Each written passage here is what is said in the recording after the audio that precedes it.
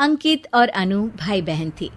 माँ बाप के देहांत के बाद बड़ी बहन अनु ने दिन रात मेहनत करके अंकित की देखरेख की और उसे पढ़ा लिखा कर पैरों पर खड़ा किया था। दोनों भाई बहन खुशी खुशी रह रहे थे। एक दिन, दीदी मुझे जॉब मिल गई है। अरे वाह भैया, तेरी मेहनत सफल हुई। मेरी मेहनत नहीं दीदी, आपकी मेहनत। अगर पापा के निधन के बाद मेरी जिम्मेदारी आप न उठाती तो ये सब नहीं हो पाता। मेरी सफलता सिर्फ आपके बलिदान की वजह से है दीदी। कुछ महीनों बाद अंकित की शादी सीमा से हुई। सीमा बड़ी ही चालाकी से अनु से मीठा मीठा बोलकर घर का सारा काम करवा लेती थी और खुद अंकित के साथ घूमा फिरा करती थी।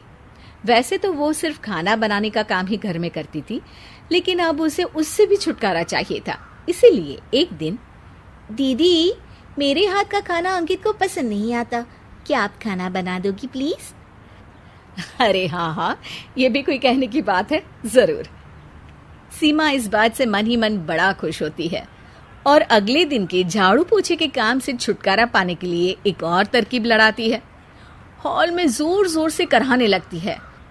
उसके कराहने की आवाज सुनकर अनु हॉल में भागती हुई आती है। क्या हुआ सीमा? दीदी लगता है मेरी कमर अकड़ गई है। वो क्या है ना, मुझे झाड़ू पोछा करने की आदत नहीं है ना। मेरी मम्मी पापा ने मुझसे कभी ये काम नहीं करवाया।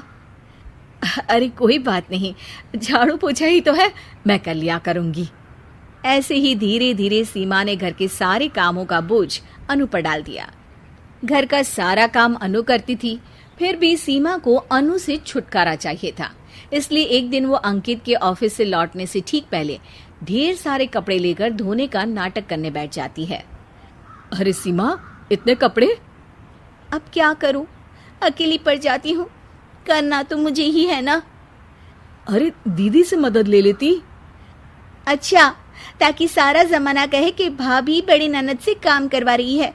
और वैसे भी दीदी ने तो साफ कह रखा है मुझे कि तुम आज जो भी हो सिर्फ उनकी वजह से हो, इसीलिए अगर उनके बनाए इस घर में रहना है तो काम करना ही पड़ेगा। ये सब सुनकर अंकित को बहुत गुस्सा आ गया। उसने अनु को बुलाकर कहा, दीदी ये घर पापा ने बनाया था और इसमें मेरा भी हिस्सा है और मुझे वो चाहिए। ये सुनकर अनु को बुरा तो लगता है, मगर वो दूसरे ही दिन घर का बंटवारा करने के लिए वकील के पास चली जाती है।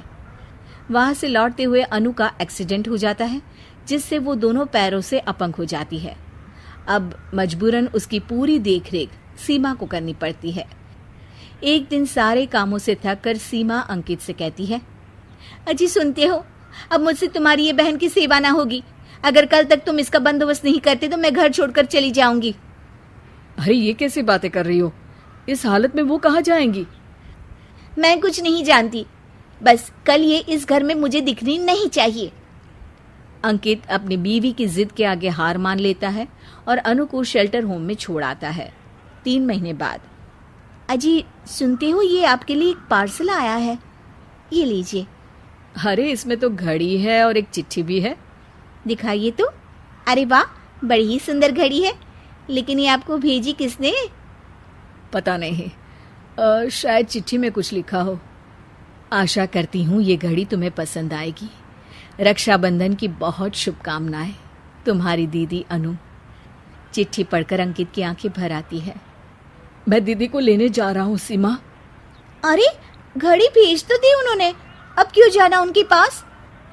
देखा सीमा, दीदी हमसे दूर जाकर भी हमारे बारे में ही सोचती है, और एक हम है जो उनकी सेवा से बचने के लिए उन्हें शेल्टर होम छोड़ा है।